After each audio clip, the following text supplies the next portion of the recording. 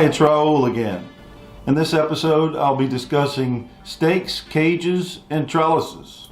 I'll also be discussing the two basic types of tomato plants.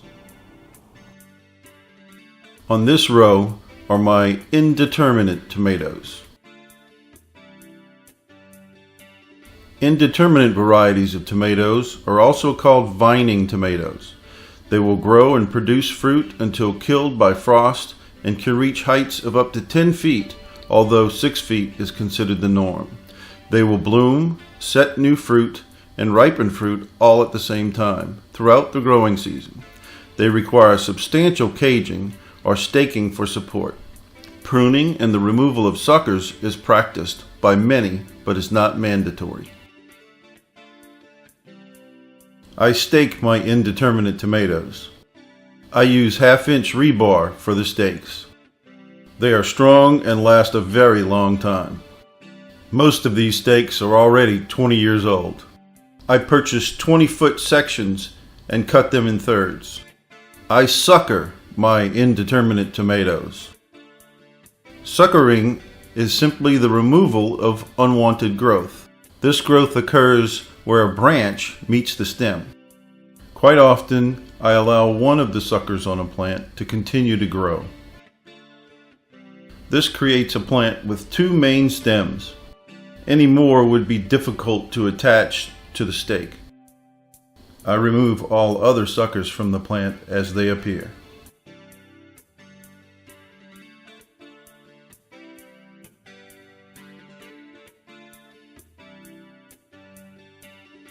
I use jute string to tie my tomato plants to the stakes.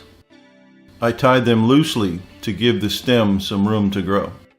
I generally tie the plants at about 1-foot intervals. The stems can tolerate some bending during this process.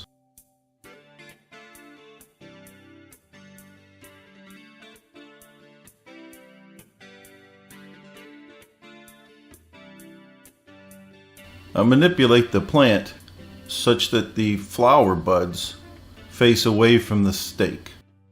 I don't want tomatoes to be trapped between the stake and the stem.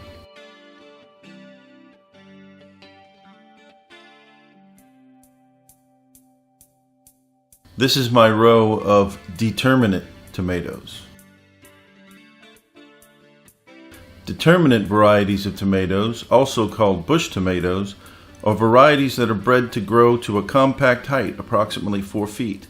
They stop growing when fruit sets on the terminal or top bud, ripen all their crop at or near the same time, usually over a 2-week period, and then die. They may require a limited amount of caging for support. They should not be pruned or suckered, as it severely reduces the crop. I cage all of my determinate tomatoes. I perform no suckering or pruning, and just make sure the plant keeps growing within the cage. Here's a close-up of my bean trellis upright. It's made up of a T-post that's driven into the soil with a treated 2x2 attached with screws.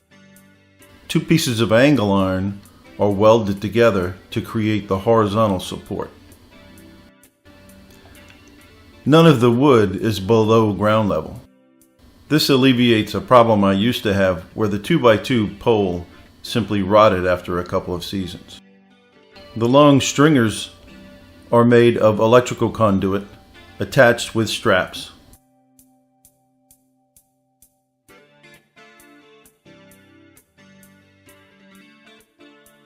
I loop jute string between the 2 lower conduits to the upper conduit.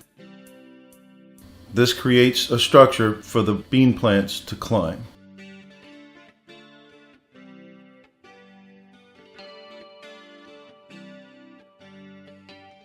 I've learned through the years that my local rabbits really enjoy bean sprouts. So I build fencing around my bean trellises. I use 2-foot tall poultry netting supported by pieces of rebar. I use rebar ties to tie the poultry netting to the rebar. I bend it in a U and insert the tool in the 2 loops and twist. This makes for a very quick and easy installation.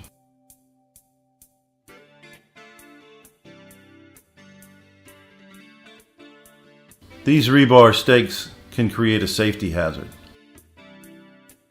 So I put rebar caps on all of these short pieces of rebar. I also have a fence around my bush beans. My cucumber trellis is also made with 1/2-inch rebar. I stretch old fencing material to provide climbing surface.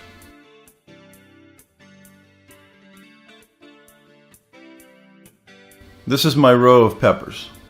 Although peppers usually don't require support, I place cages around mine to help support them during windy conditions.